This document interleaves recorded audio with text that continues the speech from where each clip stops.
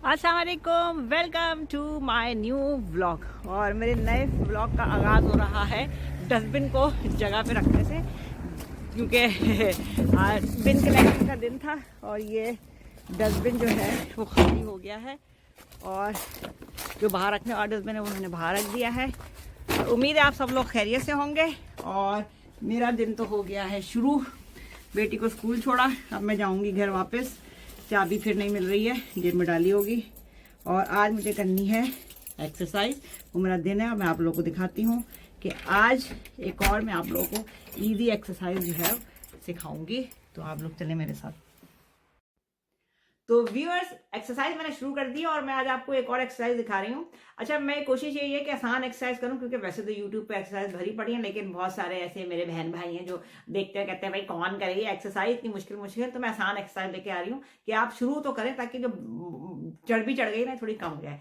तो मैंने पिछले अपने व्लॉग में एक आसान एक्सरसाइज बताई थी, अब मैं एक और बताई। लेकिन करना कुछ नहीं है, आप स्ट्रेट खड़े हैं जगह पे और उसके बाद कमर पे हाथ रखें और उसके बाद बैंड वन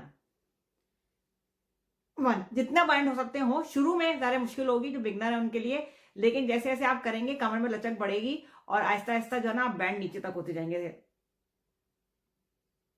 2 2 ये कर करके आप 100 टाइम कीजिए और फिर आप देखिएगा 1 महीने में आपको बहुत फर्क नजर आएगा। जितनी भी ये जो कमर के इर्द गिर्द जितनी भी चर्बी जम जाती है ना, ये खत्म हो जाएगी डेफिनेटली। लेकिन बस शर्त ये होती है एक्सरसाइज के लिए कि आप कांस्टेंट, मतलब कांस्टेंट रहें। ये नहीं कि आपने एक दफा कर ली फिर थक गए। एटलीस्ट हफ्ते में 3 से 4 दिन जरूर कीजिए और आप फिर फर्क देखिए। तो मुझे तो अपनी एक्सरसाइज 100 तक कंप्लीट करनी है। फिर मैं आपसे मिलती हूँ नाश्ते के टाइम पे।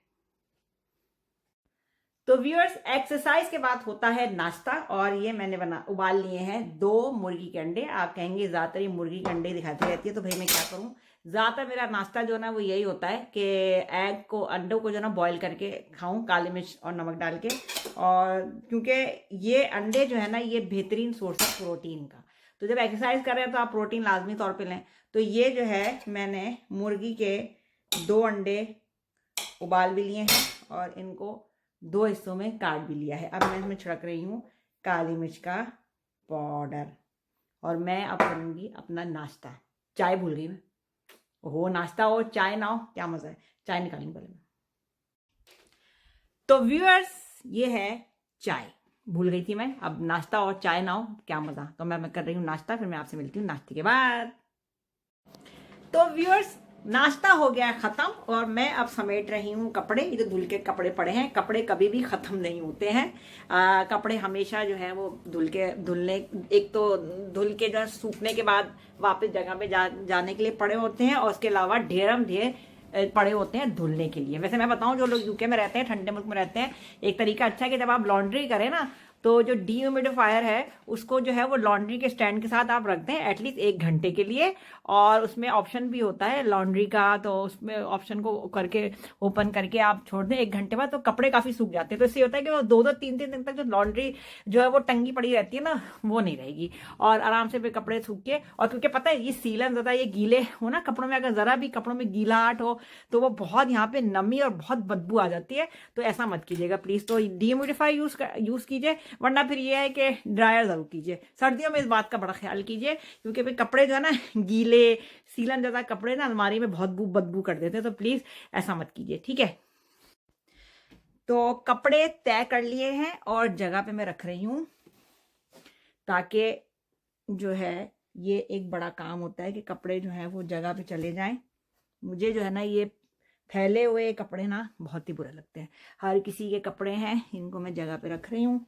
अब वैसे भी कल फिर जुम्मा है और उसके बाद फिर छुट्टी भी है, तो सब फिर कहेंगे मेरे ये कपड़ा नहीं मिला, वो कपड़ा नहीं मिला। तो इसीलिए मैंने सारे जो कपड़े हैं वो अब जगह पे रख रही हूँ। मेरे बेटे का मोजा है, इसको जगह पे रख देती हूँ। वैसे मेरे बेटे ने बड़ा मुझे खुश किया है, जब भी मैं उसके कमरे में जाती हूँ ना सुबह, तो उसका बेड जो है ना, मैं आपको दिखाऊँ, ये बेड वो बिल्कुल सेट करके जाता है। तो ये अच्छी आदत है मेरे बेटे में। और ये अपना बेड सेट करके जाता है। इसका मोजा मैं जगह पे रख दूँ और बाकी सारे कपड़े भी जगह पे रख दूँ।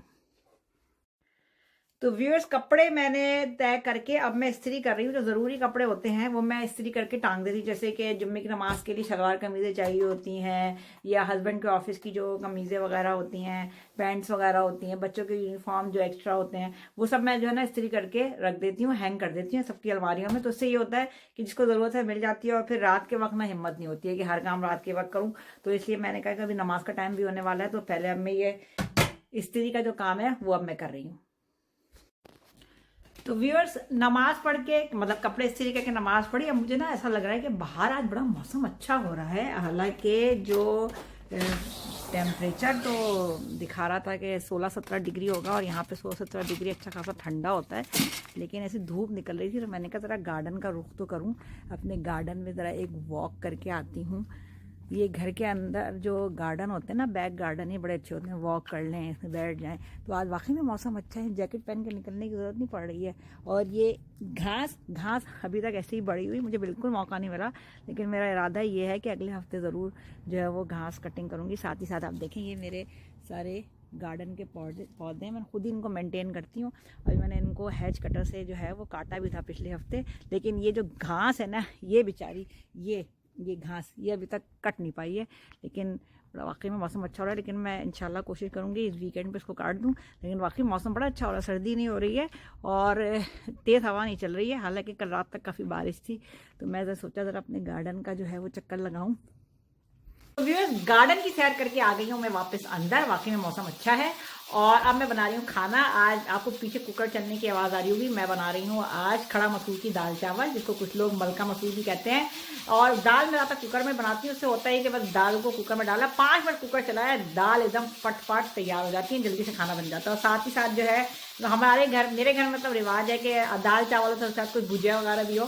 तो ये आलू मैं काट रही थी, और आज मैं बनाऊँगी आलू की भुजिया, और उसके साथ होगा मज़ेदार सा दाल चावल।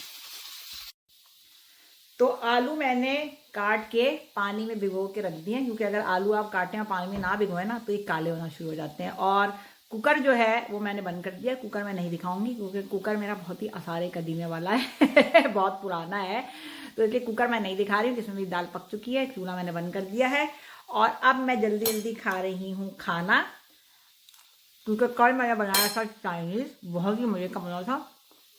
अब मुझे भूख भी लग रही है, तो मैं खाना खा रही हूँ, क्योंकि अब मुझे बेटी को स्कूल से लेने का टाइम हो गया। मैं जाऊँगी, उसको लेके आऊँगी, फिर मैं ये भुजिया बनाऊँगी और दाल में भगाड़ लगाऊँगी। तो मैं अपना व्लॉग करती हूँ यही ख़त्म।